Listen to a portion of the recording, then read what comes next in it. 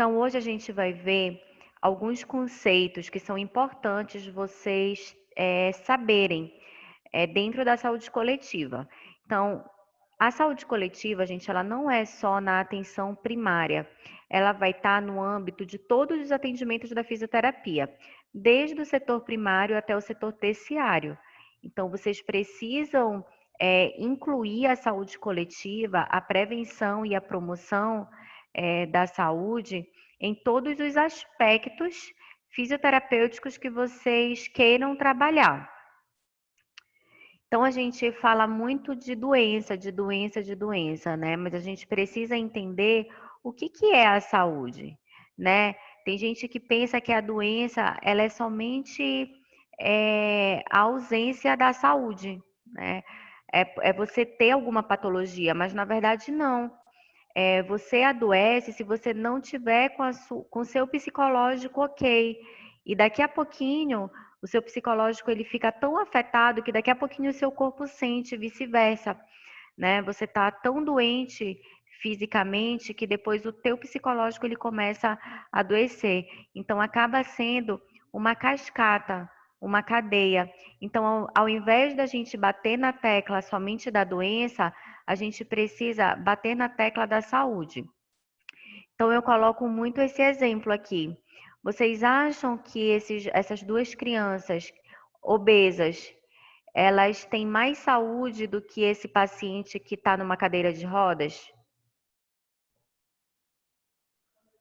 Vocês Não. acham? Acho que depende muito, né, Su? O que essas três imagens, elas representam aí para vocês? O que vocês acham que eu quero falar com essas três imagens?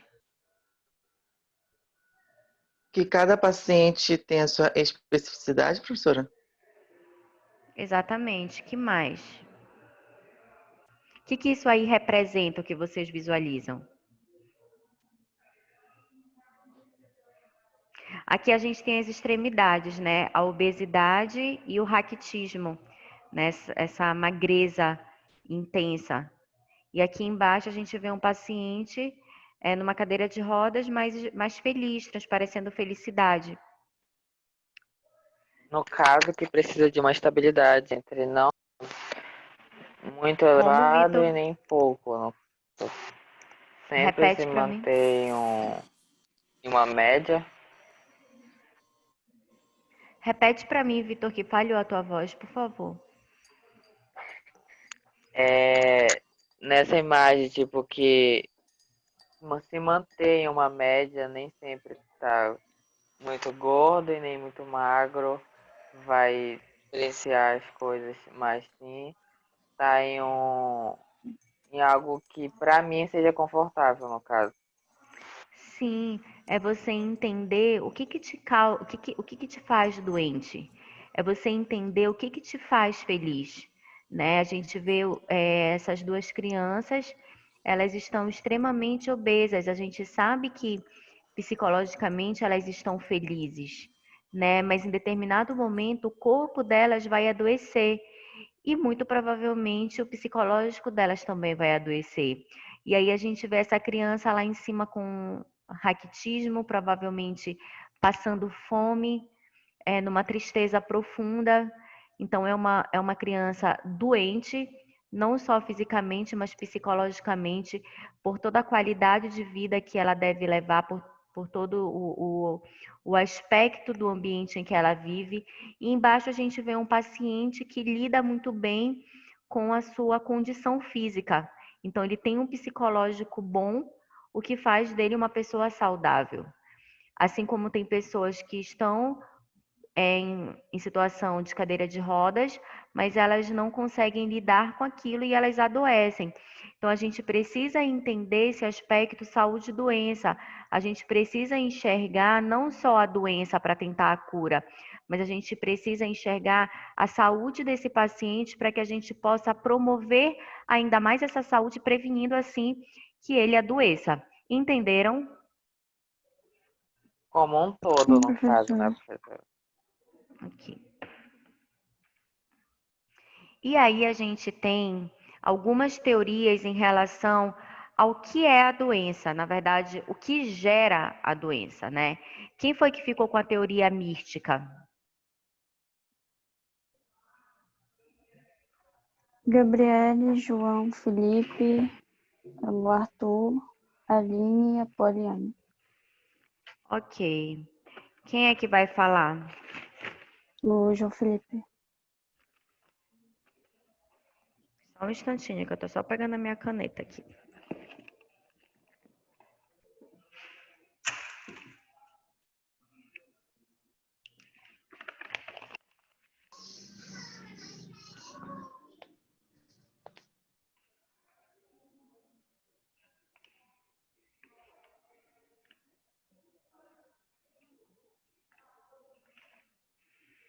Podem falar, gente. O que vocês entenderam? O que é a teoria mística? Bom dia, professora. Bom dia, João. João, qual é teu sobrenome? Furtado. Pode falar. Ok. Bem, a gente estudando a teoria mística, a gente percebeu que desde quando o homem decidiu viver em sociedade, desde quando ele decidiu começar a formar a base dele sólida em um único lugar, ele começou a perceber que viver em sociedade poderia trazer muitos outros problemas, assim como muitas outras soluções. A doença, ela sempre existiu, desde do início da formação, né, dos seres humanos, ela sempre esteve presente. E ao longo da história, sempre foi preciso explicar como as coisas aconteciam, desde como o surgimento do fogo, desde quando as mulheres, por que as mulheres engravidavam, sempre teria que ter um porquê para explicar as coisas. E não foi diferente com o processo saúde e doença. O processo saúde e doença na teoria mística, ele é tido como uma coisa divina, uma coisa espiritual, uma coisa que transcende a realidade. A teoria mística, ela explicava que para as doenças, elas tinham uma explicação de pecado, né? A gente observa isso quando a gente vê a Bíblia, quando a gente vê os povos egípcios, como a gente vê todos aqueles povos pré-históricos, aqueles que vêm antes de Cristo, aqueles que também persistiram depois de Cristo, né? Hum, essa ideia ela foi muito difundida, principalmente quando a Igreja Católica ela tinha um poder muito grande na sociedade, né? Porque ela precisava manter as pessoas seguras e debaixo do poder delas, né? Então, essa era a forma que eles tinham como explicar, até porque a pesquisa científica veio surgir muito tempo depois, e era a maneira como eles compreendiam o processo saúde e doença, que tudo aquilo que o meu corpo está sofrendo não é porque uma bactéria, um vírus está me causando mal, mas sim algo de ruim que eu fiz e veio a trazer complicações para o meu corpo.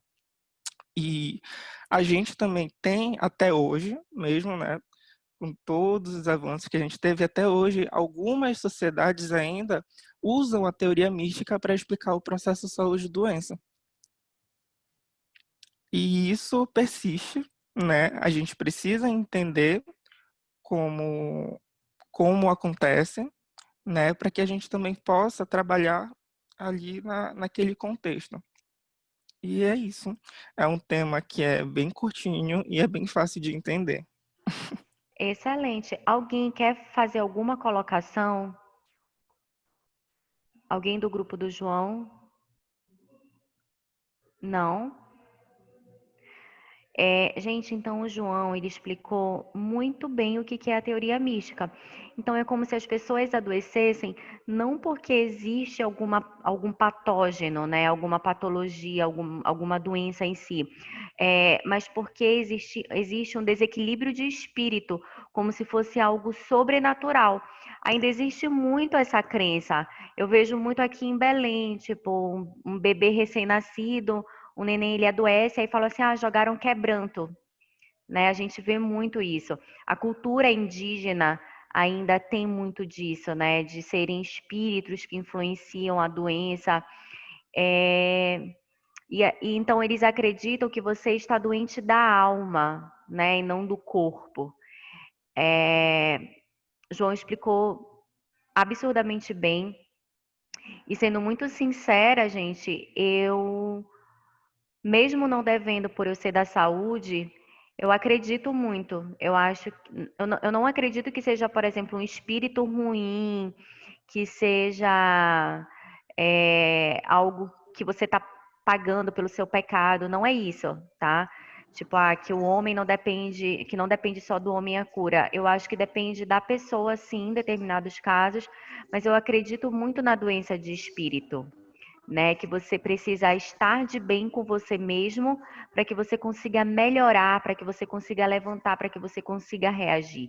Isso ainda assim seria uma teoria mística. Existe isso, isso é muito cultural.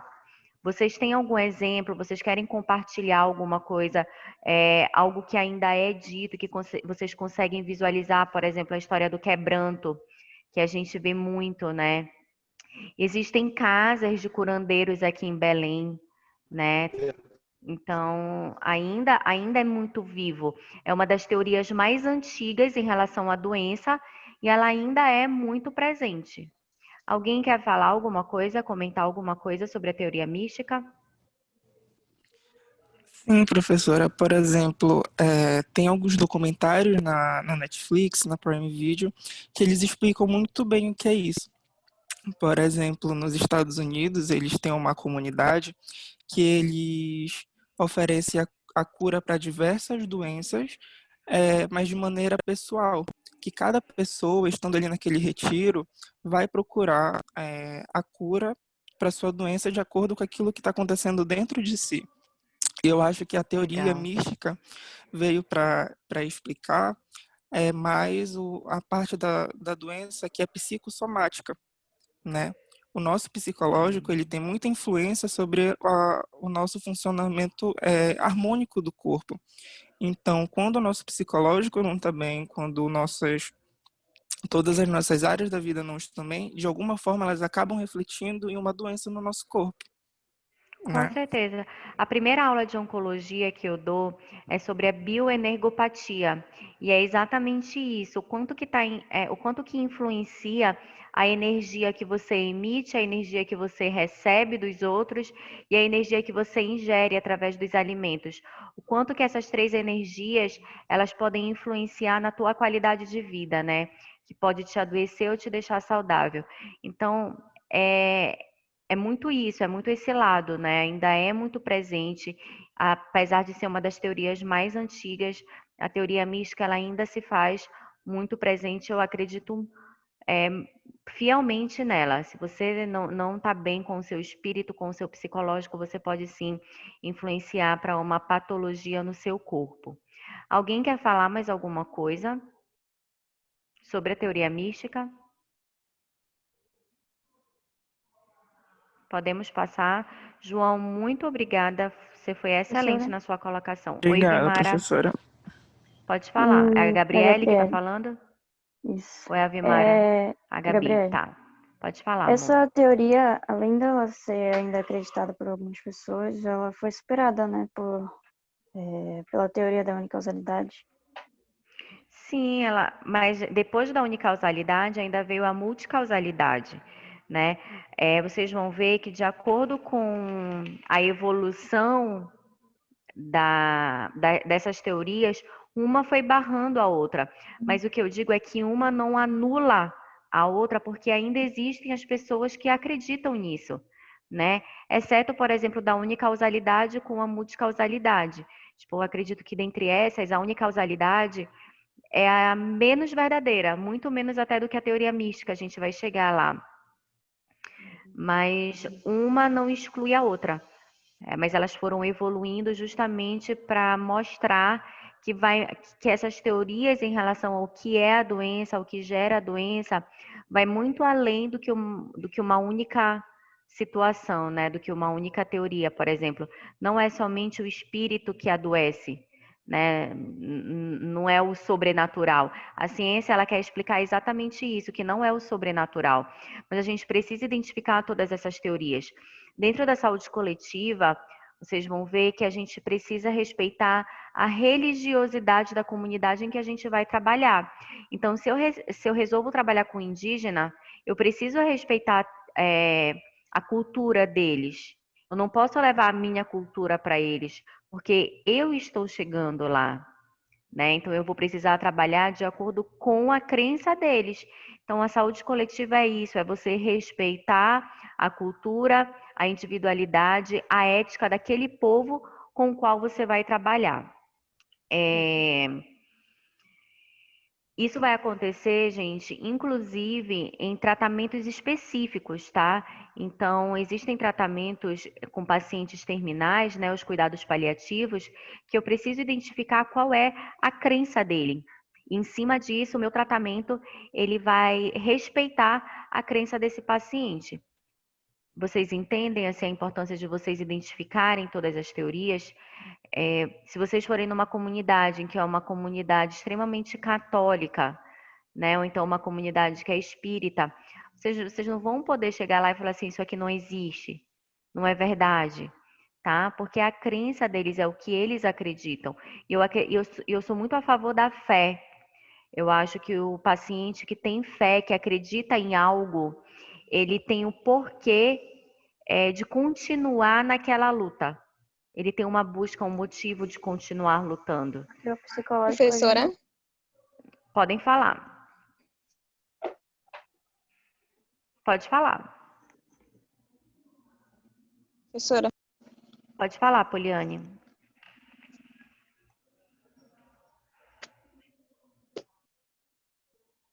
Poliane,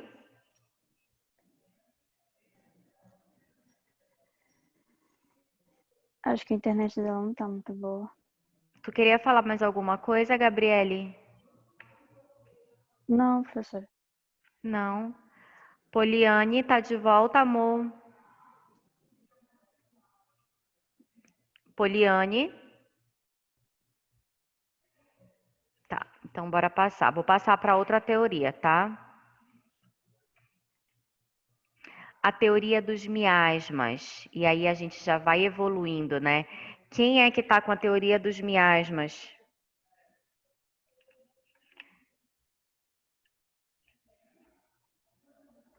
Vimara, quem tá com a teoria dos miasmas?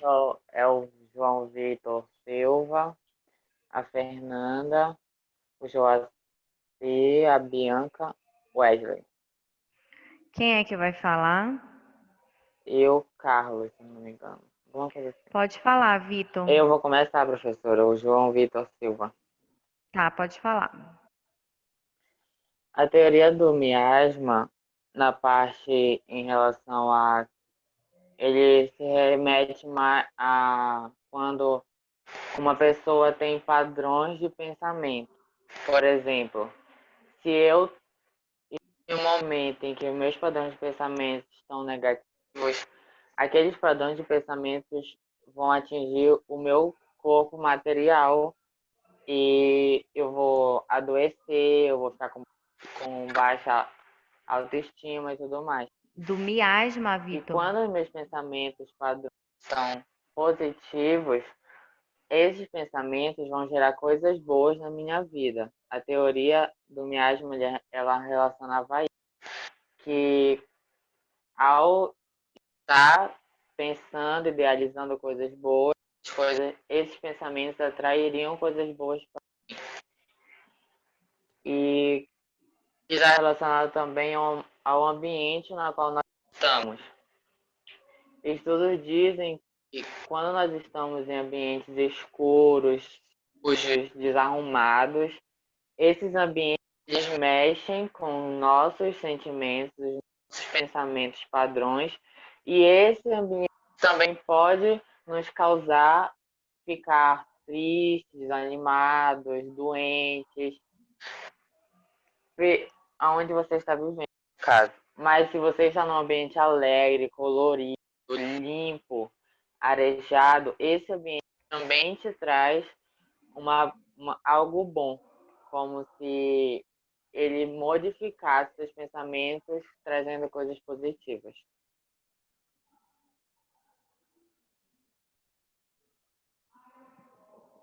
Quem mais vai falar? Agora é a Bianca. Bora, Bianca.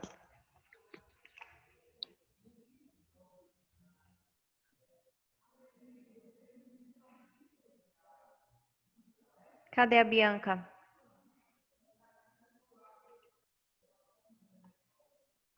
Bianca vai falar? Eu acho que a internet dela tá ruim, professora.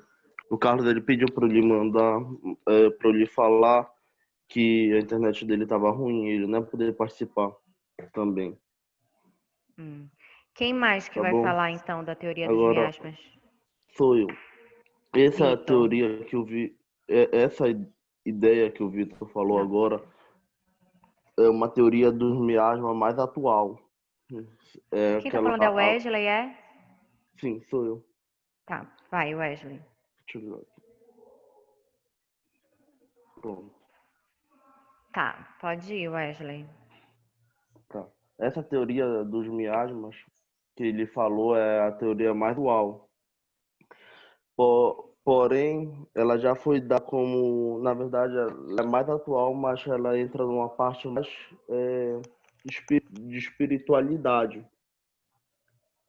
Porém, vou falar da parte mais científica de antigamente, da época de antigamente, que foi a parte dos odores, que acreditava-se antigamente que os miasmas, as doenças eram causadas por miasmas, odores fétidos de, de, da putrefação de seres vivos. Eles vinham desses odores e causavam doenças nas pessoas.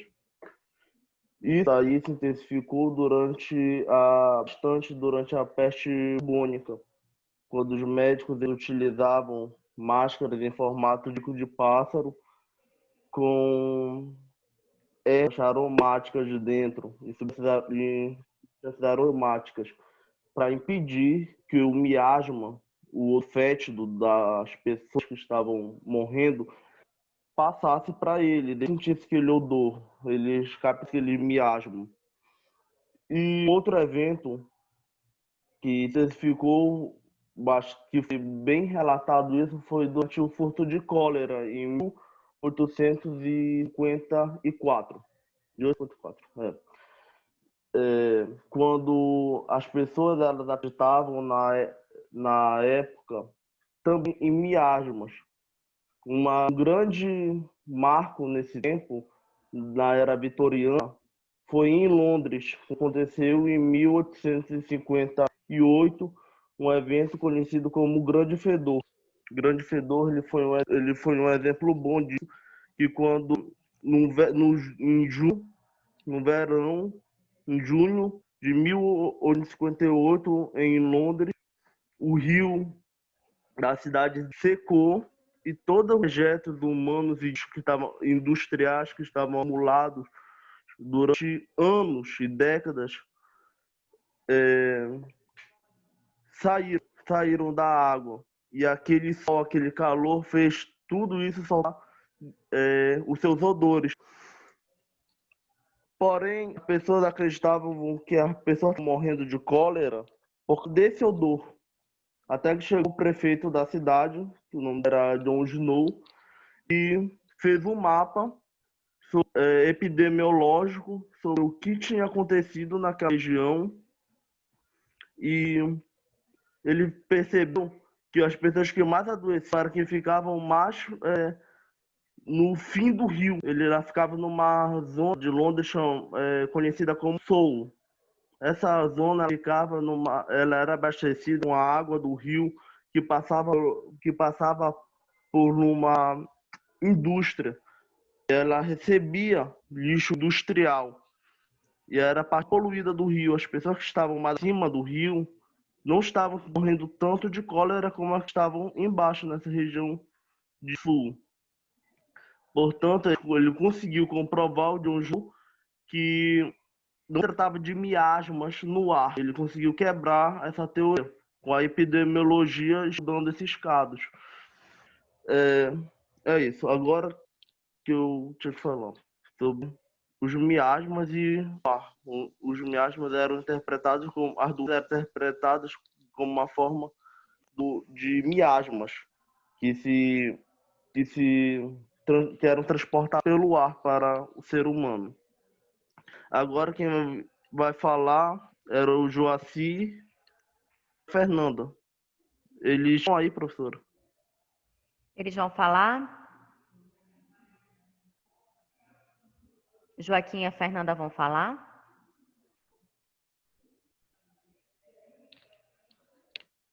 Acho que eles não estão aqui, professor. Tá. Eles não Wesley, estão na ele sala. fez uma... Tu vai falar, Vitor? Oi, professora.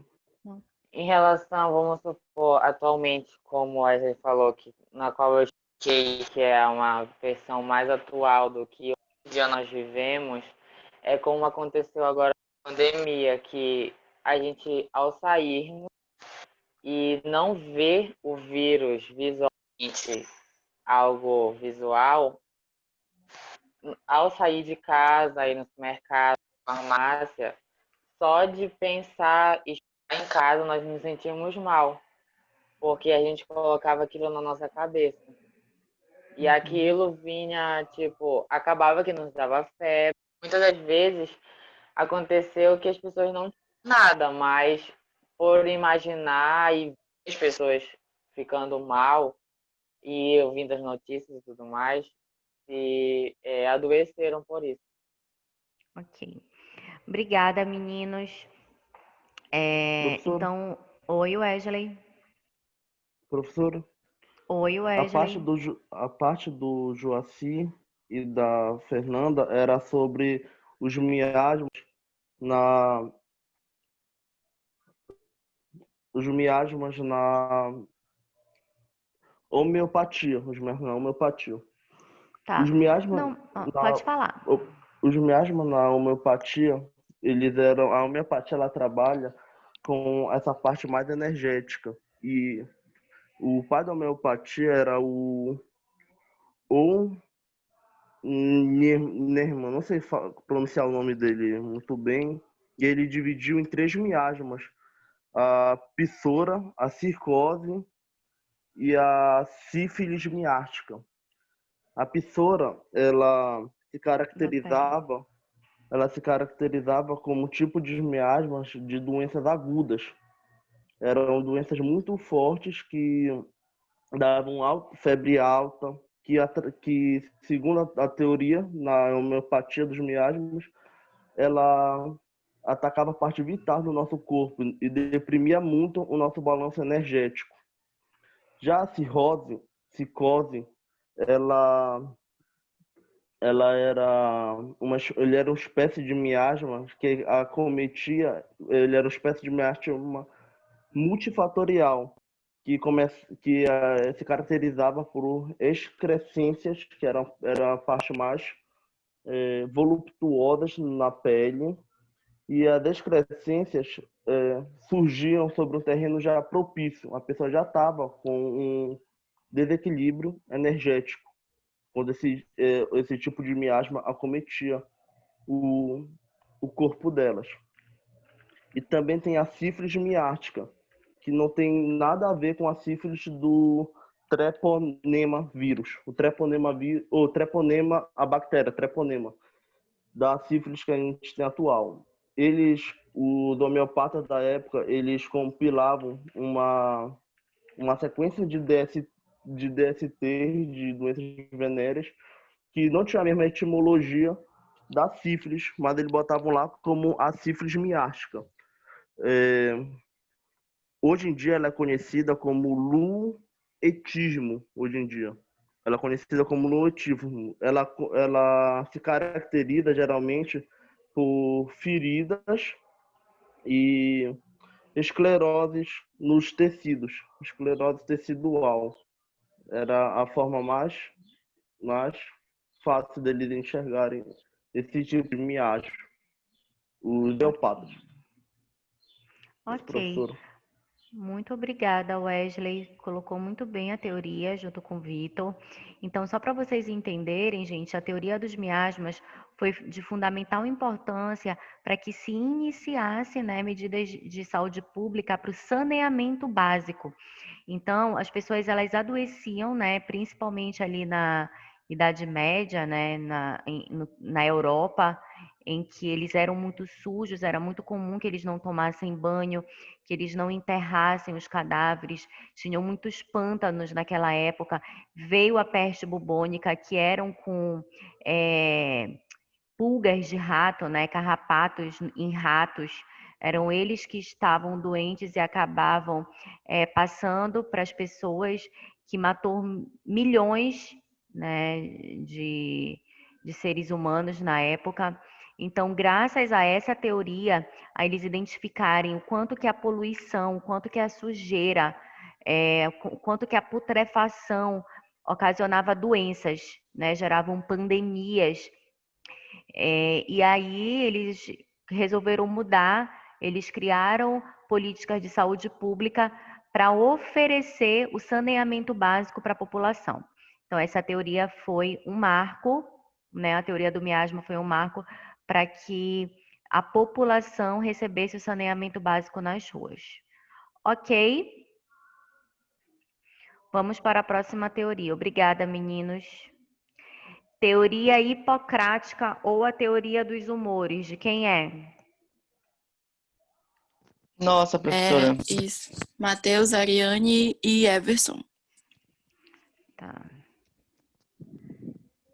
Podem falar. Só me diz quem é que está falando. Eu começo, né, Ariane? Sim. Matheus, vai. Eu, prof. Bom dia, prof. Bom dia, bebê.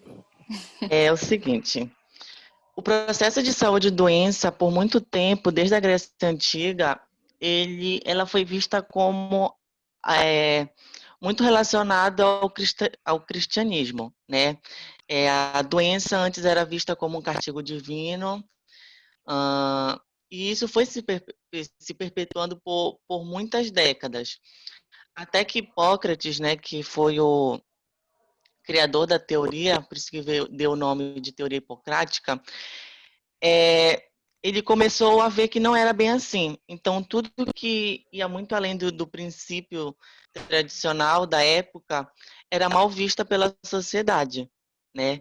Então, a teoria hipocrática nada mais é do que ele deduziu 4 elementos primários do universo, que era a terra, o ar, o fogo e a água, 4 qualidades, o calor, o frio, úmido e seco, e esses elementos e essas qualidades foram relacionadas a quatro substâncias do nosso organismo, que essas substâncias foram chamadas de humores corporais.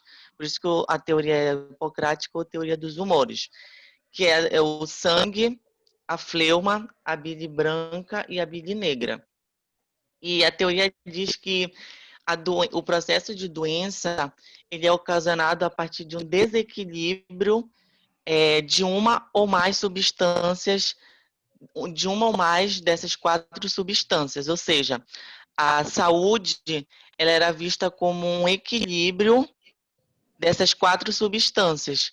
E o processo de doença era visto como um desequilíbrio de um desses 4 elementos relacionados tanto com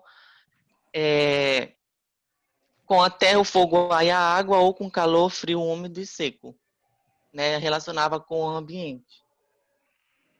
Perfeito. Quem mais? Eu. Ariane. Uhum. Então, vou falar um pouco sobre os métodos de cura.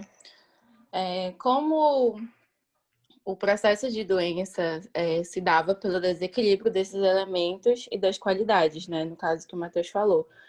Então, o processo de cura seria o restabelecimento do equilíbrio desses elementos, que pode ser através de banhos com ervas da época, por exemplo, ou prática de massagem, o nosso próprio sistema imune, Ele acreditava também que, no caso, o que deveria ser tratado era o doente, não em si a doença. Porque ele acreditava muito que, que o nosso corpo seria capaz de restabelecer a saúde, né? Por si mesmo. Tipo, no caso... como é que eu vou explicar? Peraí. No caso, a nossa própria mente, sabe? Ter o poder de cura e pensar assim, se eu tô com alguma doença, aí essa intervenção com ervas e tudo mais é um auxílio para que esse processo ocorra de forma mais eficaz. Mas a nossa própria mente seria capaz de restabelecer a nossa saúde. Perfeito. Mais alguém quer falar do grupo? Também, professora, Pode ele falar. também recomendava, no caso, eliminar os excessos desses elementos, sabe? Podia ser através de vômito, ou então fezes, ou catarro mesmo. Ok. Everson, tu vai falar alguma coisa?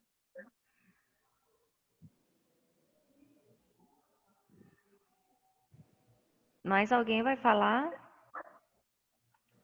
Professora, O Everson está dizendo que não vai funcionar, ele está sem áudio. professora, Oi, Matheus. essa teoria desenvolvida pelo Hipócrates, ela foi tão bem vista pelas pessoas que conheciam, né, os teóricos da época, que Cláudio Galeno ele aproveitou essa teoria, utilizou essa teoria para desenvolver a teoria dos 4 temperamentos primários e secundários, né, relacionada à dominância das qualidades descrita por Hipócrates. E aí ele colocou como tipo sanguíneo, tipo colérico, tipo melancólico, tipo fleumático a partir dessa teoria de Hipócrates. Legal, bem legal. Mais alguém além da Ariane e do Matheus? Na verdade, professora, ela é uma teoria que já é conhecida pela nossa turma porque foi trabalhada em psicologia da saúde, né, no processo de Legal. saúde e doença. Então, assim, não tem muita coisa para falar. Legal, não sabia, muito bom. Então, essa teoria que eles já acabaram de falar e que vocês já viram muito, ela acredita muito que a pessoa ela vai adoecer se ela tiver o desequilíbrio desses fluidos. E o tratamento é exatamente restabelecer esse equilíbrio, tá? Então, é uma teoria que hoje ainda é muito trabalhada, né? Tá voltando muito essa busca pelo equilíbrio, pela nossa homeostase. Existe aí a ozonioterapia, tem vários outros tipos de tratamento que buscam esse equilíbrio, né? Que você tenha que a sua energia esteja em todas as fases de homeostase. Então, a teoria hipocrática ou teoria Professora, dos humores é exatamente isso. Oi, Matheus. lendo um pouco sobre essa teoria, eu lembrei que eu tenho uma prima que ela trabalha no NASF, daqui de Abaetetuba. Aham. E um dos projetos que eles desenvolveram era com idosos. Eles Uhum. levavam os idosos para alguns sítios, Legal. e desenvolviam suas atividades, né, no meio da mata, para trabalhar tanto Legal. essa questão do exercício, bem como o pensamento. Esse recurso que eles utilizaram entrava nessa teoria? Pode dar um Sim, engajamento nessa teoria? com certeza, a gente faz isso também no NASP, né? A gente busca fazer com que esses pacientes eles se desestressem utilizando aí elementos fundamentais, né? A água, a terra, o ar. Então a gente leva também eles para alguns parques que existem lá em Ananindeua, como o Antônio Danúbio, e aí a gente percebe o quanto que eles se sentem bem, né, em realizar exercícios em espaços mais naturais, em espaços ao ar livre. Então, tudo que a gente busca em relação a tratamento, em relação à promoção de saúde, à prevenção de agravos, que seja, né, dentre esses 4 elementos fundamentais, a gente está, sim, respeitando a teoria hipocrática, né, que é a teoria dos humores. Ok? Professora, Oi, Ariane. A questão da meditação, ela pode se encaixar nessa teoria ou Ela, não? ela vai para ela mais para as medicações naturais, né? Mais para as medicações homeopáticas, porque eles acreditam que você precisa trabalhar o equilíbrio através dos elementos naturais. Então, quanto mais natural, quanto mais ambiente natural você estiver, quanto mais fluidos corporais você conseguir atingir em relação ao seu equilíbrio, mais saudável você será, Uhum, entendi. certo? Uhum, Olha, ele influencia inclusive com as condições climáticas, né? uhum. Calor, o frio, a umidade. Então, ele busca realmente o ambiente natural, a saúde através do equilíbrio dos fluidos, do clima, dos elementos. Vamos para o próximo. Unicausalidade. Quem está com unicausalidade? Ficou unicausalidade e multicausalidade juntos ou ficou separado? Ficou A separado. unicausalidade como? Ficou separado? Tá. Quem é da unicausalidade? Eu, Giovana, a Carol, o Fábio e o Diego. Tá. Tu que vai falar, Giovana? Professora, assim, eu tive muita dificuldade em achar, porque a internet aqui em casa tava muito ruim. Então, eu tenho Uhum. algumas coisas, assim, que pra mim, eu achei importante. Tá. Então, Pode falar. tá. A teoria da unicausalidade, ela reconhece que a única causa é uma causa fundamental da doença fora do organismo humano acometido. E ela teve um grande avanço das doenças através de micro-organismos que não eram totalmente controlados por homens, né, que se materializavam as causas das doenças e tinham fatores fundamentais para o aparecimento das mesmas. E foi quando teve a descoberta da era bacteriológica, que teve vários agentes etiológicos, principalmente as doenças transmissíveis. Né? Aí teve também a teoria dos miasmas, influenciou para ter a teoria da unicausalidade, que foi assim por volta do início do século XX. E voltando um pouco atrás na história, Hipócrates que explicava a teoria dos miasmas, né, que ele dizia que as doenças eram transmitidas pelo ar, a água e locais insalubres.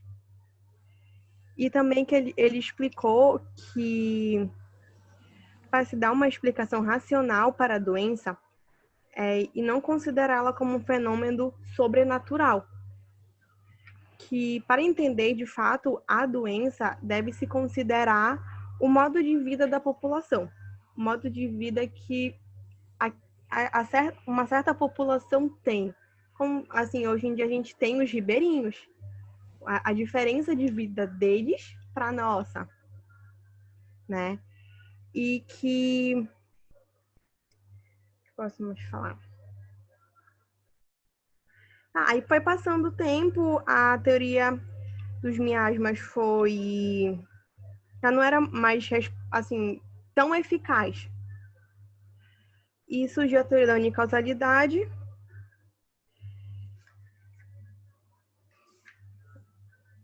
que defendia que cada doença tem um agente específico, né? Aí que eu li também que ela venceu assim a teoria do miasma, né? E foram estabelecidas estratégias de prevenção da doença, como a quarentena, controle de animais, e que os vírus e as bactérias passaram a ser as únicas doenças que eram consideradas sobrenaturais.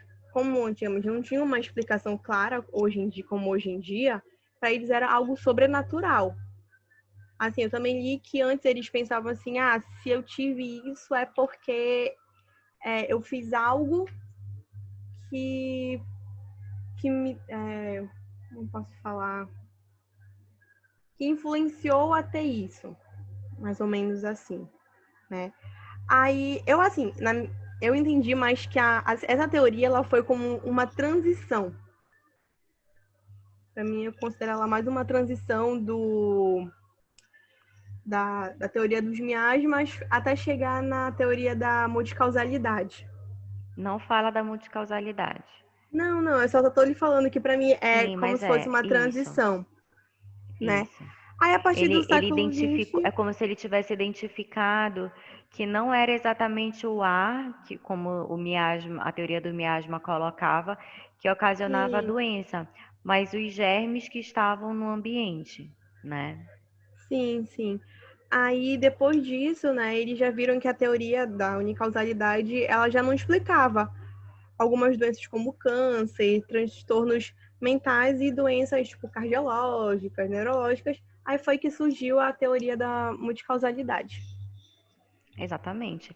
Alguém tem mais alguma coisa para colocar da teoria da unicausalidade?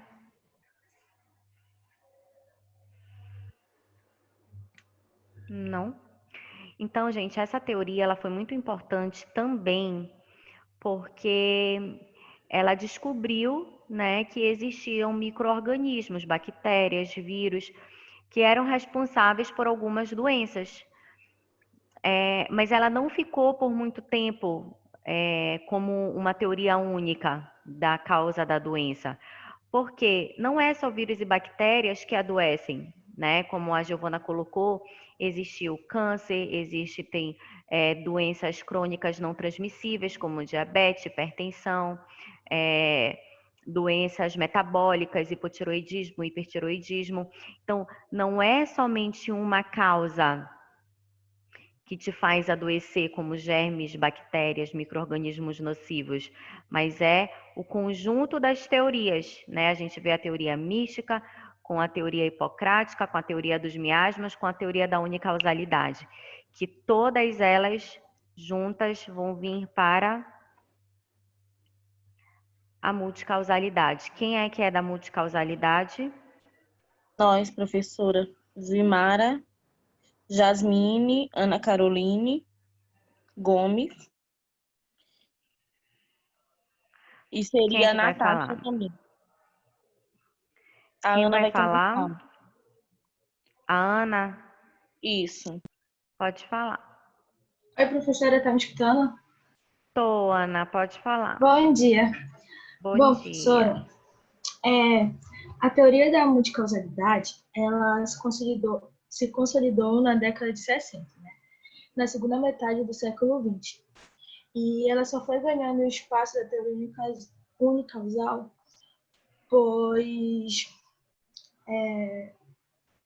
porque a teoria não explicava mais algumas doenças, tipo, como câncer, os transtornos mentais e doenças cardiovasculares. Com isso, a multicausalidade começou a defender que as doenças não eram causadas por diversos fatores que se relacionavam, né? Esses fatores foram favorecendo a não propagação da doença e constituiu a base da assistência. Esses fatores agem como somatório de causas, sem que sejam atribuídos pesos a cada uma delas. A teoria, ela considera que o que influencia no aparecimento das doenças seriam as características individuais, comportamentais, alguns fatores de risco e estilo de vida. E dentro dessa teoria, há uma variante que é chamada de teoria de Livell, não sei o nome pronunciar, E Clark. que é o também chamado modelo da tríade ecológica. Nesse modelo, eles dizem que as causas elas vão se ordenar dentro de 3 conjuntos, e é o que vai favorecer o aparecimento da doença. Então, eles relacionam o agente, que é o causador da doença, ao hospedeiro, que no caso seria o próprio homem, e ao ambiente, né, que seria o lado físico e social. E se acontece algum desequilíbrio, um comportamento anormal de um desses conjuntos, há um desequilíbrio de todo o sistema e, assim, por consequência, ao aparecimento da doença.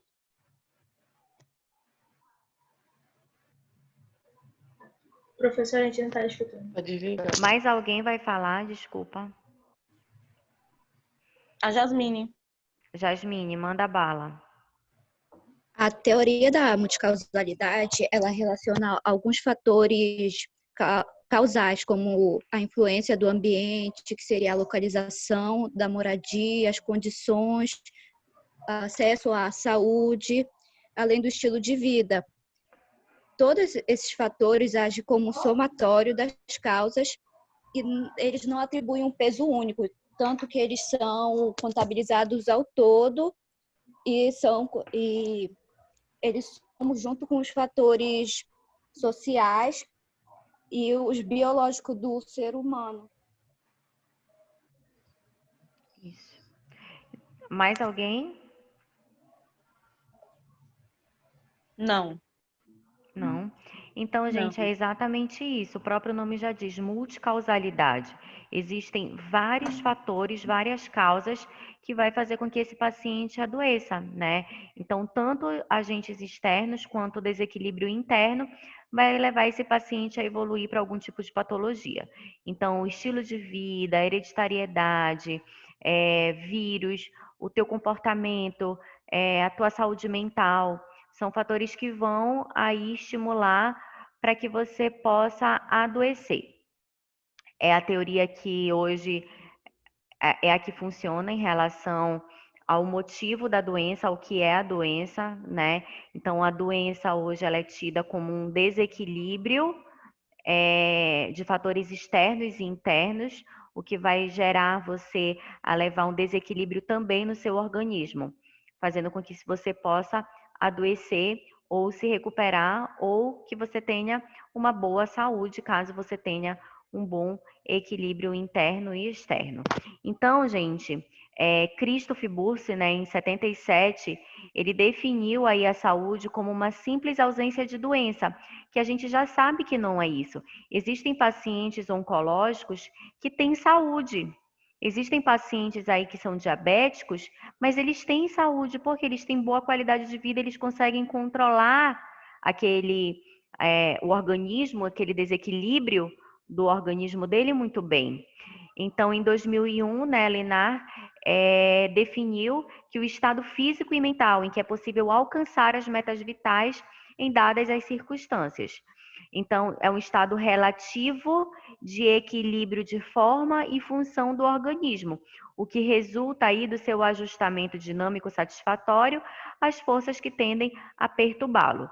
Então, segundo a Organização Mundial da Saúde, né, saúde é um estado de completo bem-estar físico, mental e social. Ou seja, se tu tem saúde física, tu tem saúde mental, mas tu não tem uma boa saúde social, ou seja, tu trabalha num ambiente ruim, tu mora numa rua em que é só buraco, que é só lixo, em determinado momento tu vais adoecer. Se tu não tem um bom estado mental, mas tem um bom estado social e físico, em determinado momento tu vais adoecer. E vice-versa. Então, a saúde é quando você tem um estado completo de bem-estar físico, mental e social, ok? E aí é o que a gente começa a perceber o quanto que tudo vai estar relacionado, né? A hereditariedade influencia, o alimento que você ingere influencia, o social, a forma como você é imprudente em trânsitos com a tua própria vida ao ingerir bebidas alcoólicas, drogas, e o social também, né, gente? Olha aí, essas crianças coletando lixo, pessoas que dependem do lixo para sobreviver. Então, é um completo... São vários fatores que vão se completar para que você possa ser um paciente saudável ou doente. Então, a gente percebe aí que as condições sociais, né, socioeconômicas, culturais e ambientais gerais, elas devem estar em equilíbrio para que você seja um paciente saudável. Então, o paciente ele pode ter produção agrícola e de alimentos, ele pode trabalhar com educação, vai depender do ambiente de trabalho dele, se ele tem desemprego, como que é o funcionamento de água e esgoto, os serviços sociais de saúde do do bairro em que ele mora, né, a habitação dele. Então, isso são condições de vida e de trabalho que vão gerar saúde ou doença para esse paciente, né? E é exatamente o estilo de vida desse paciente que a gente precisa conhecer para a gente poder oferecer o tratamento adequado para ele. Então, vários fatores também irão influenciar, como idade, sexo e os fatores de hereditariedade, além de toda a condição sociocultural dele. E aí, gente, isso daí é questão de prova, tá? Existe a história natural da doença, que ela tem basicamente duas fases, tá? Que é a pré-patogênica, que a gente também pode chamar de suscetibilidade, e a fase patogênica. Não existe fase pós-patogênica, tá? Existem outras fases dentro da patogênese, como a fase clínica, né? Que é quando o paciente ele está desenvolvendo essa patologia, esse patógeno, e ele pode evoluir ou para morte ou para recuperação, podendo ser reabilitado ou ficando inválido, tá? Então, a definição da história natural da doença é o processo natural do desenrolar dessa doença, desde as relações entre a gente, né, a suscetibilidade dele em relação ao adoecimento e ao ambiente em que ele vive até a sua recuperação, a sua invalidez ou a sua morte. Então, gente, o período de pré-patogênese, vocês conseguem visualizar o mouse aí? Vocês conseguem visualizar o mouse? Sim, tá. professor. Então, a primeira fase da história natural da doença é a fase pré-patogênese, que é exatamente o momento de suscetibilidade, ou seja, em que você pode entrar em contato com aquela doença, tá? Com aquele agente que vai te ocasionar a doença. Isso vai acontecer na atenção primária, em que eu posso reverter essa situação promovendo a saúde do paciente, tá? Ou passando para esse paciente uma proteção específica através da vacina.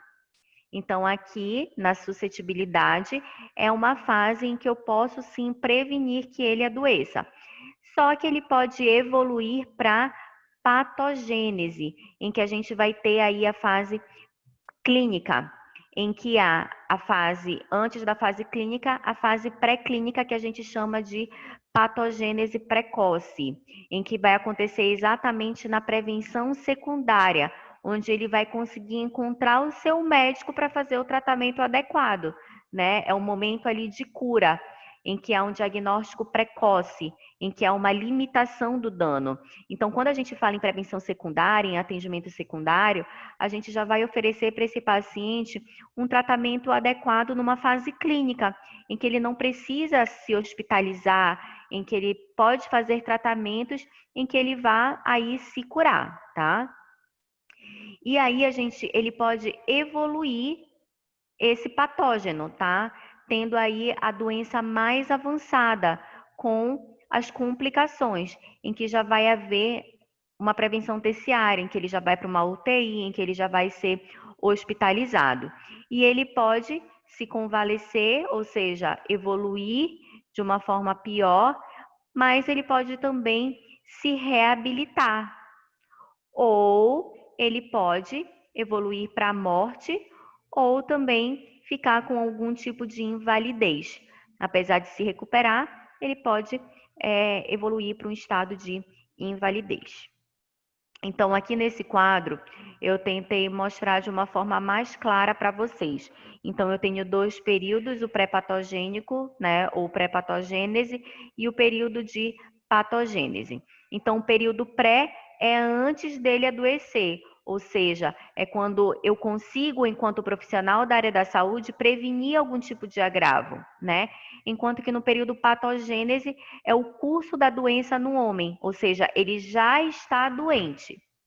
E aí eu tenho no período pré-patogênese a interação de agente da doença, ou seja, o hospedeiro humano. É quando ele pode entrar em contato com aquele hospedeiro, mas não necessariamente ele vai evoluir para aquela doença. E no período patogênese ele já está com a doença no seu organismo. No pré-patogênese, eu tenho fatores ambientais que produzem estímulo à doença. Então, se ele teve contato com aquele micro-organismo e ele ainda tem algum fator ambiental, por exemplo, ele não tem macrodrenagem na casa dele, eu estou estimulando através do ambiente para que essa doença possa evoluir. No período patogênese, ele já está com aquela doença avançada, né, com a patogênese precoce. E aí ele pode evoluir para a morte, né, ou ele pode ficar inválido. Se ele não evoluir para a morte, ele pode sim se recuperar, tá? Ficando ou não com algum tipo de complicação, ficando ou não com algum tipo de invalidez. E no período pré-patogênico aí tem a interação do hospedeiro ao estímulo. Entenderam, gente? Então, antes dele adoecer, quando ele só tem o contato com o hospedeiro, é período pré-patogênese. Quando ele já tem a doença instalada, é o período patogênese, em que eu tenho a fase pré-clínica, em que ele consegue fazer toda a recuperação, todo o tratamento, que é na atenção secundária, e eu tenho a fase clínica, em que ele já está com a doença avançada. Tudo isso no período de patogênese, em que ele pode evoluir para a morte ou ele pode se recuperar ficando inválido ou não. Entenderam? Isso é a história natural da doença. Vocês entenderam, gente? Entendemos. Eu entendi. Ok. Eu acho que vocês devem ver isso também com a professora Labib. E aí o Wesley, ele falou muito bem sobre a epidemiologia, né? A importância aí da epidemiologia, porque é ela que vai determinar a frequência e a distribuição das doenças na sociedade. Então, é em cima da epidemiologia que a gente vai criar políticas públicas de saúde e oferecer o tratamento adequado para aquela sociedade. Então, a epidemiologia, ela vai propor medidas específicas de prevenção, controle ou erradicação de doenças, fornecendo aí indicadores que servem de suporte ao planejamento, administração e avaliação das ações em saúde. Então, se eu não tenho epidemiologia, gente, eu não vou conseguir conhecer a realidade da comunidade. Eu não vou conseguir entender como que aquela doença ela está se manifestando naquela sociedade, naquela comunidade.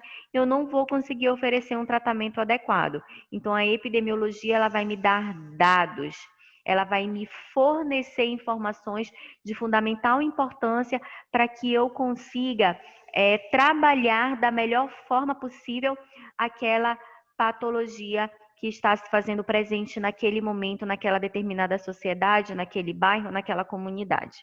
Ok? Posso passar? E aí a gente vem, né? O que é a saúde coletiva? O próprio nome já diz, uma saúde da comunidade. Eu não posso enxergar um indivíduo somente ele. Eu preciso identificar o que tem ao redor dele. Ele está doente, mas o familiar dele também está doente. A comunidade que ele está também está adoecida, né? Então, eu preciso oferecer uma saúde de forma global, de forma coletiva. Então, é a área do saber. Ana Caroline, lê para mim, amor, por favor.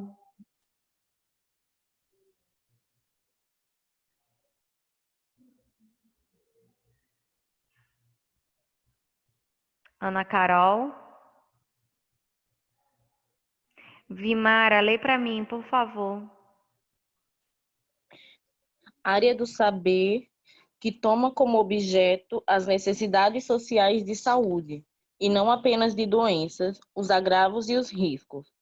Entendo a situação de saúde como um processo social, o processo saúde-doença, relacionado à estrutura da sociedade e concebendo as ações de atenção à saúde como práticas simultaneamente técnicas e sociais. Exatamente isso. Então, eu preciso entender a necessidade social. Eu preciso identificar que toda aquela comunidade precisa de uma ajuda global. A gente entende que existe a individualidade biológica, que existe o atendimento integral, sim, mas eu preciso também identificar o ambiente, a comunidade como um todo. Matheus, lê para mim, por favor.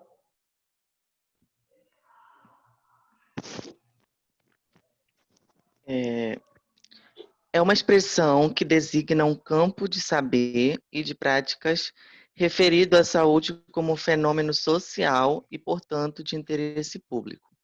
Trata-se de uma forma de abordar as relações entre conhecimentos, práticas e direitos referentes à qualidade de vida. Exatamente. Então, eu vou oferecer para essa população educação em saúde. Eu vou entender qual é a crença daquela comunidade, qual é a patologia que aquela comunidade está sofrendo, por exemplo, hanseníase, dengue, chikungunya, covid. Então, eu preciso identificar o que pode estar adoecendo aquela sociedade para que eu consiga fazer ações de planejamento para oferecer saúde e qualidade de vida para aquelas pessoas. A gente vai ter uma aula, gente, em que eu preciso que vocês, enquanto fisioterapeutas, saibam planejar ações em saúde, tá? E eu acho que a gente vai conseguir fazer ela bem legal, que já que vocês conseguiram aqui trabalhar de forma bem dinâmica as teorias, eu acho que a gente também vai conseguir fazer esse planejamento das ações. João Furtado, lê para mim.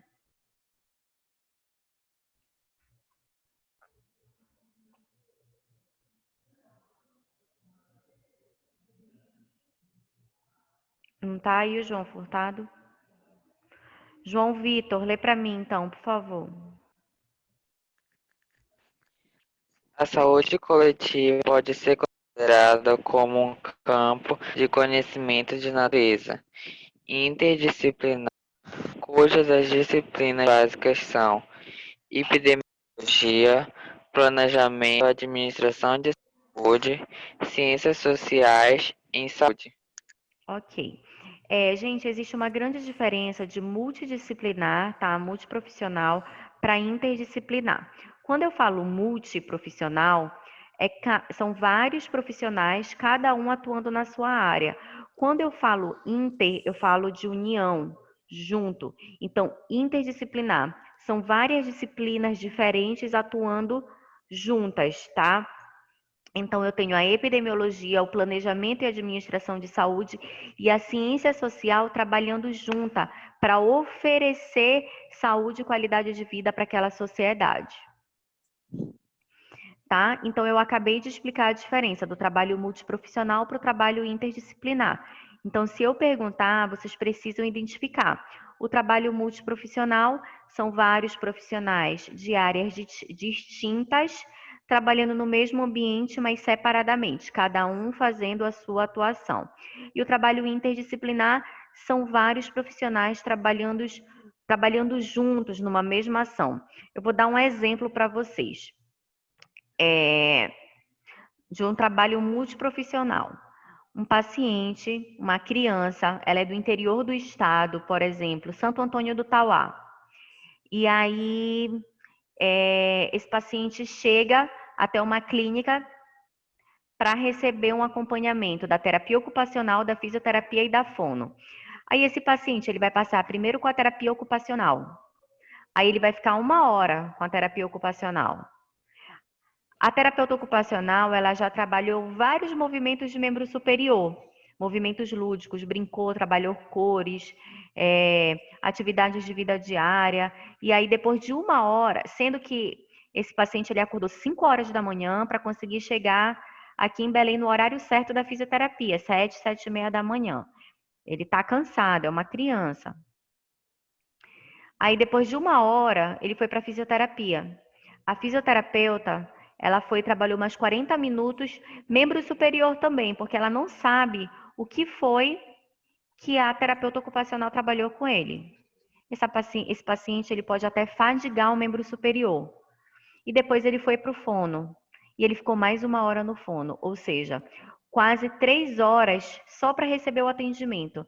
Então, esse paciente, quando ele chega no fono, ele já está cansado, ele está estourado, ele não aguenta mais nada. O trabalho interdisciplinar, o paciente chega às 7h30 e estão os 3 profissionais juntos esperando ele.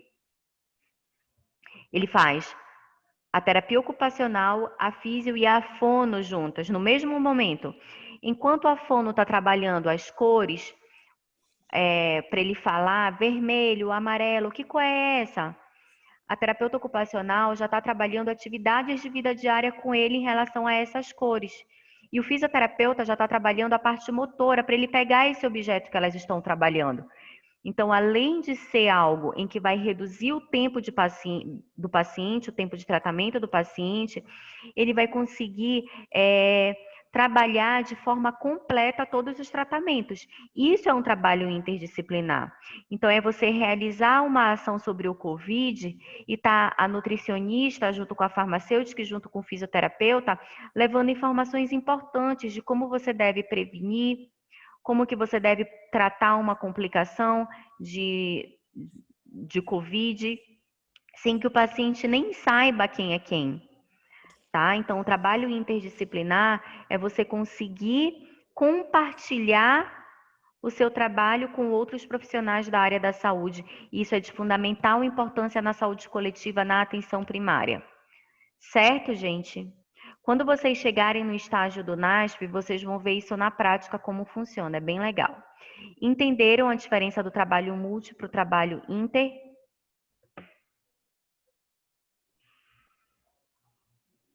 Sim, professora. Beleza. Então, existem alguns objetos de estudo da ação da saúde coletiva. Wesley, lê para mim, por favor.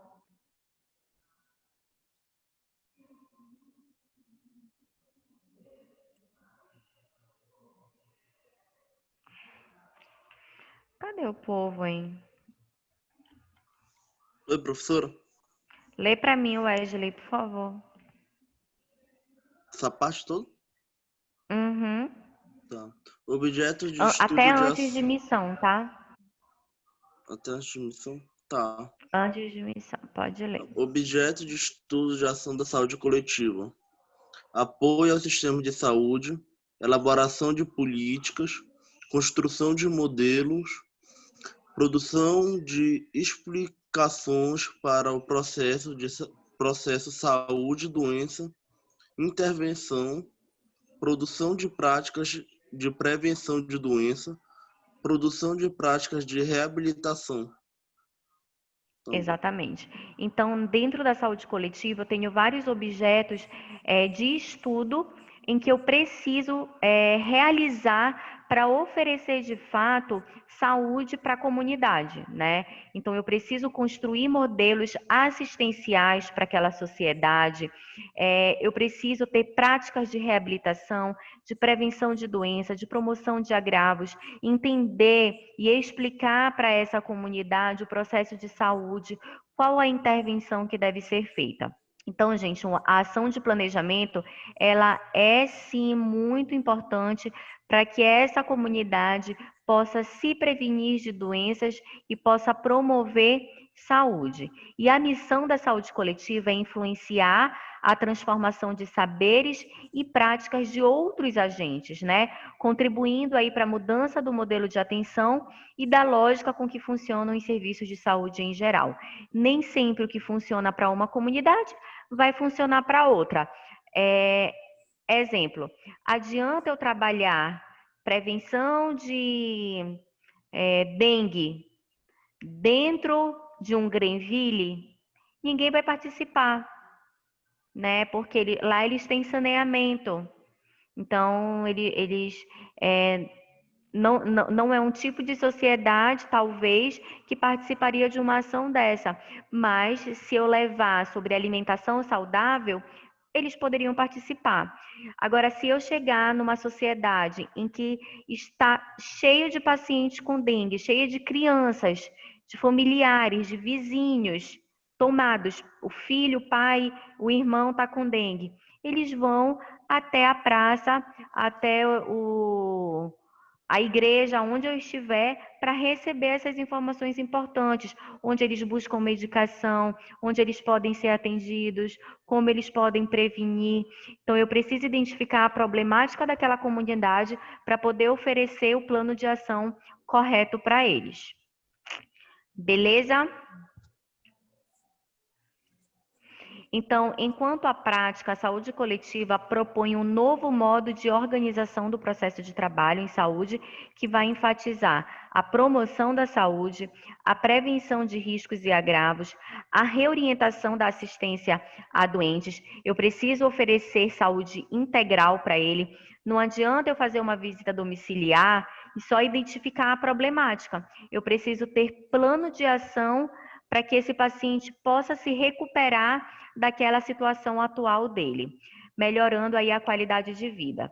Então, privilegia mudanças nos modos de vida e nas relações entre os sujeitos sociais envolvidos no cuidado à saúde da população. Então, o meu papel enquanto gestora, enquanto profissional da saúde, enquanto fisioterapeuta do SUS, é oferecer qualidade de vida para a sociedade. Jasmine, lê para mim os objetivos de investigação. Lê um, por favor. Dá para ouvir? Dá sim. O estado de saúde da população, isto é, condições de saúde de grupos populacionais específicos e tendências gerais, do ponto de vista epidemiológico, demográfico, socioeconômico e cultural. Então, o que a gente quer falar com isso? Que eu preciso identificar o estado de saúde daquela comunidade em si, e não apenas do indivíduo. E aí eu preciso identificar a territorialização daquele setor, para que eu possa oferecer o melhor plano de ação para aquela comunidade. Ariane, lê para mim o objetivo 2. Os serviços de saúde, abrangendo o estudo do processo de trabalho em saúde, investigações sobre a organização social dos serviços e a formulação e implementação de políticas de saúde, bem como a avaliação de planos, programas e tecnologia utilizada na atenção à saúde. Exatamente. Então, foi o que eu falei para vocês. Eu preciso ter um processo de trabalho. A interdisciplinaridade é uma forma de eu oferecer o processo de trabalho. A educação em saúde que eu ofereço para a população é uma forma de um processo de trabalho. A educação permanente que eu ofereço informações para os meus profissionais também é uma forma de processo de trabalho, né? Então, eu preciso me planejar muito bem para que eu possa fornecer subsídios exatos e coerentes para a necessidade real daquela sociedade.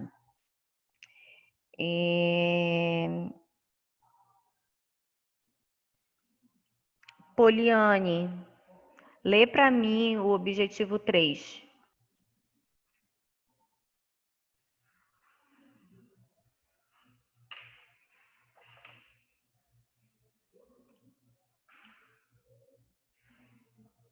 Ela não está aí, não? Fábio, lê para mim o objetivo 3. O saber sobre a saúde, incluindo investigações históricas, sociológicas e epidemiológicas sobre a produção de conhecimentos neste campo e sobre as relações entre o saber científico e as concepções e práticas populares de saúde, influenciadas pelas tradições, crenças e culturas de modo geral. Então, eu já bati muito na tecla, né? O saber sobre a saúde, o que vocês estão fazendo aqui é exatamente ter esse conhecimento. E quando eu vou para a prática, eu preciso identificar qual é a crença, qual é a tradição, qual é a cultura daquela sociedade. E o meu plano de ação, ele deve respeitar exatamente isso. Então, eu fico entre o saber científico, né, e entre a cultura daquela população. E eu preciso casar isso. Isso é ser competente. É você ter habilidade, é você ter conhecimento científico, é você ter atitude para ser resolutiva na real necessidade daquela sociedade. E os objetivos da prática: saneamento do meio ambiente, combate de doenças transmissíveis que vão ameaçar a coletividade, o ensino dos princípios de higiene individual, organização dos serviços médicos e de enfermagem para que eu possa oferecer um diagnóstico precoce e o tratamento preventivo, o estabelecimento de condições de saúde que assegurem a cada membro da coletividade um nível de vida favorável à manutenção de vida, ou seja, oferecer pelo menos o mínimo de qualidade de vida possível para aquele indivíduo e para aquela sociedade, tá? E o que vem ser, de fato, o prevenir que eu tanto falo, né? O que é prevenir agravo? É preparar, chegar antes de, dispor de maneira que evite algum dano, algum mal, impedir que algo ruim se realize, né? Então, a prevenção em saúde, né, que na verdade deve ser uma prevenção em agravos, prevenção de agravos, de patologia, exige uma ação aí antecipada, baseada no conhecimento da história natural, a fim de tornar improvável o progresso posterior da doença. Então, vocês conheceram agora o que é a história natural da doença? Vocês já sabem qual é a história natural do COVID? Como que eu devo prevenir, ou seja, o pré-patogênico? Né? E como que deve ser tratado um paciente que já está doente, ou seja, ele precisa ficar em quarentena, ele precisa ficar em isolamento, inclusive as pessoas que estão ao redor dele. Então, isso é conhecer a história natural da saúde, o que você vai prevenir um possível agravo. Além de ações preventivas, né, que definem-se como intervenções orientadas a evitar o surgimento de doenças específicas, reduzindo aí sua incidência e prevalência nas populações. E a promoção, gente, a promoção da saúde é dar impulso, é originar, é gerar algo bom, né? Então, define-se tradicionalmente de maneira bem mais ampla do que a prevenção, porque ela vai se referir a medidas que não se dirigem a uma determinada doença ou desordem, mas elas vão servir para aumentar a saúde, a qualidade de vida e o bem-estar geral daquela população. Então, é necessário realizar estratégias de promoção que vão enfatizar aí a transformação da condição de vida e de trabalho daquela sociedade, que conformam aí a estrutura subjacente aos problemas de saúde, demandando uma abordagem intersetorial. Então, é eu ir na escola e oferecer saúde para aquelas crianças. É eu identificar que aquelas crianças elas podem adoecer porque elas não se alimentam bem, porque elas não praticam atividade física, porque elas sofrem bullying. A mesma coisa com o idoso. É eu ensinar para aquele idoso a higiene do pé dele, para um idoso que seja diabético, para que ele não evolua para uma úlcera, né, para uma amputação. Isso é promoção. É eu poder oferecer um estado, é eu impulsionar, é eu originar saúde a mais para aquela sociedade. Então, para que a gente possa resumir, a doença vai estar ligada a vários fatores, dentre eles o ambiental, o socioeconômico, né, ao biológico e diversos outros fatores, o psicológico, o social, o ambiente em que você estuda, em que você trabalha, onde você mora, tudo vai estar ligado para que você seja um indivíduo saudável ou doente. E aí, gente, antes de 1988, que vocês já viram na semana passada, né? Antes de existir o SUS, o Sistema Único de Saúde, antes de ter aquela conferência nacional em saúde, né? Aquela 8ª conferência. O Sistema Público de Saúde atendia quem contribuía para a Previdência Social, vocês viram isso? Quem não tinha dinheiro, não tinha opção de saúde, dependia aí da caridade, da filantropia de outras pessoas. A saúde era centralizada, né? E era de responsabilidade somente federal, sem a participação da comunidade. Só tinha assistência médica hospitalar, ou seja, não existia prevenção, não existia saúde coletiva. Saúde naquela época era somente a ausência de doença, não era interligada a outros fatores, como a gente viu no slide anterior. E somente 30 milhões de pessoas tinham acesso aos serviços hospitalares. Hoje, no SUS de hoje, O sistema público de saúde é para todos, ele é universal, sem discriminação, ou seja, ele tem como princípio a equidade e a integralidade. Então, desde a gestação, né, e por toda a vida do ser humano, ele vai receber uma atenção integral à saúde e é de direito dele. Isso daí é a integralidade, é o princípio da integralidade. O sistema de saúde, ele é descentralizado, né? Ou seja, ele não é só federal, ele é municipalizado e estadualizado, e ele é participativo com 77 mil conselheiros de saúde. Ou seja, gente, a comunidade, ela é participativa dentro das decisões da saúde pública. E ela não é mais somente uma assistência médica hospitalar, mas ela promove saúde, ela protege esse indivíduo, ela recupera e ela reabilita. E saúde, ela é qualidade de vida, tá? E hoje em dia, mais de 140 milhões de pessoas têm acesso ao SUS. E aí fica aquela perguntinha, né? E aí, doutor, vamos operar aqui no corredor mesmo? E, infelizmente, as filas, elas crescem e crescem. Se nós respeitássemos os princípios do SUS, se nós tivéssemos coerência, né? Se a nossa cultura, se a cultura do Brasil não fosse uma cultura de tanto desvio de verbas, o nosso SUS seria impecável. Mas, infelizmente, ainda tem muita coisa para melhorar, nós ainda estamos engatinhando e só depende de nós, profissionais da saúde pública, mudarmos esse quadro. Ok, meus amores, é isso. Na próxima aula, a gente vai ver a teoria do filme que a gente viu na semana passada. Então, a gente vai ver as etapas de evolução da saúde no Brasil, a conferência, as leis.